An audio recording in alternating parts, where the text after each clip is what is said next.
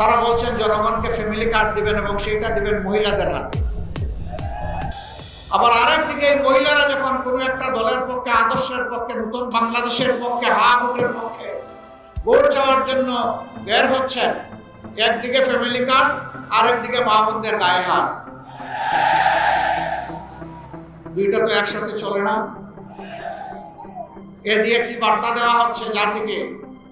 বার্তা দেওয়া হচ্ছে আগামীতে এমন কোন দল যদি ক্ষমতায় আসে যারা এখনই গায়ে হাত দেয়, তাদের কাছে বাংলাদেশের একজন মা বোন নিরাপদ হবেন না। এই গণভোটে বাহ্যিকভাবে যাই হই, ভিতরে ভিতরে কেউ নাখুশ। এই গণভোট হলে আর ফ্যাসিবাদী কায়দায় দেশের শাসন ত্রাসন চালানো যাবে না। এই গণভোট হলে জনগণের সম্পদের উপর হাত দেওয়া যাবে না।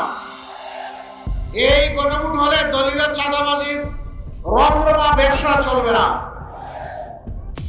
এই জন্য কেউ কেউ গণভোটে সন্তুষ্ট না, কিন্তু মুখ খুলে বলতে পারছিল না, কারণ 18 কোটি মানুষ গণভোটের হায়ের পক্ষে।